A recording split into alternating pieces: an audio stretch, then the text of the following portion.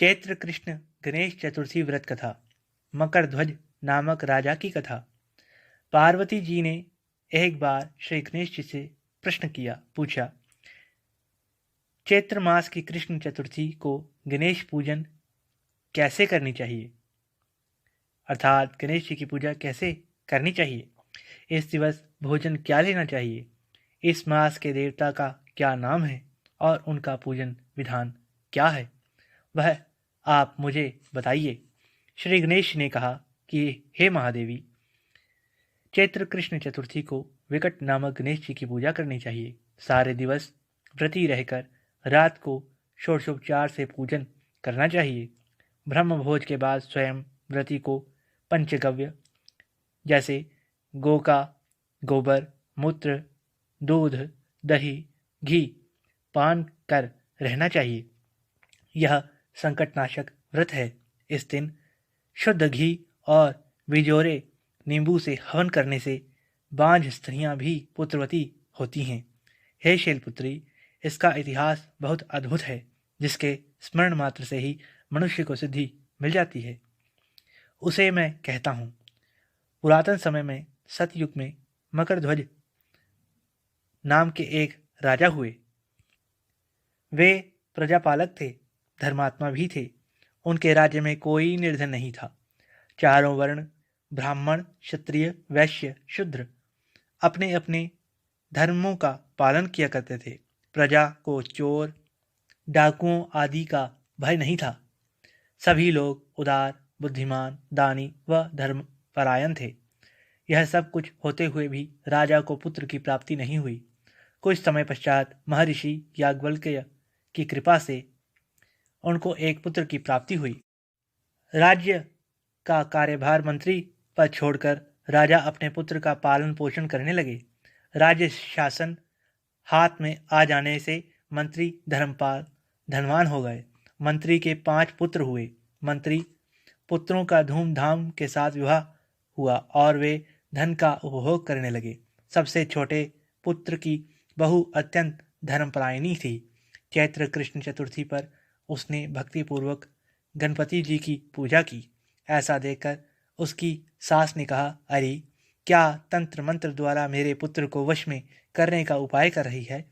बार बार रोकने पर भी जब बहू ना मानी तो सास ने कहा, मैं पीट कर तुझे ठीक कर दूंगी। मुझे यह सब पसंद नहीं है। बहू ने कहा, मैं संकट नाशक गजानन का व्रत कर रही हूँ। यह व्रत बहुत फलदायक है।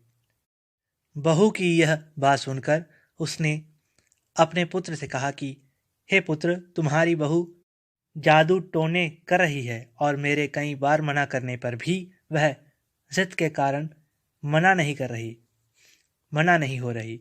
इसे मार पीट कर ठीक कर दो। मैं गणेश को नहीं जानती, ये कौन है। हम राजघराने के लोग हैं और हमारी किस विपत्ति को यह नष्ट करेंगे। माता के कहने पर पुत्र ने बहू को मारा पीटा। मार पीट सहकर भी बहू ने व्रत किया। पूजा के बाद उसने गणेश जी से प्रार्थना की कि हे गणपति, हे विघ्न विनायक, मेरे सास ससुर को कोई ऐसा कष्ट दीजिए जिससे उनके मन में आपके प्रति आस्था जागृत हो। भगवान विश्व आत्मा गणपति जी ने उसी समय राजकुमार का अपहरण कर मंत्री धर्मपाल के महल में छिपा कर रख दिया। उसके वस्त्राभूषण उतार कर राजमहल में फेंक दिए और स्वयं अदृश्य हो गए। ऐसा देखकर राजा ने अपने पुत्र को शीघ्रता से पुकारा, परंतु कोई उत्तर न मिला। मंत्री के महल में जाकर उन्होंने पूछा, राजकुमार कहाँ चला गया? किसने यह बुरा कार्य किया है? हाय, राजकुमार कहाँ गया?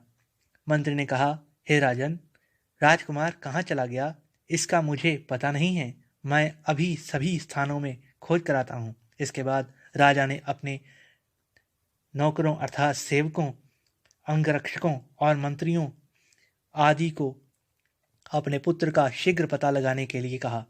राजा का आदेश पाकर वे लोग सभी स्थानों में खोज करने लगे। जब कहीं भी पता न लगा तब उन्होंने राजा से डरते हुए कहा, महाराज, अपहरणकारियों का कहीं पता नहीं चला। राजकुमार को आते जाते किसी ने नहीं देखा। ऐसा सुनकर राजा ने मंत्री को बुलवाया।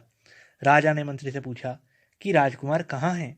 मुझे सच सच बता दो, वरना मैं तुम्हारा वध कर दूंगा और तुम्हारे कुल को नष्ट कर दूंगा।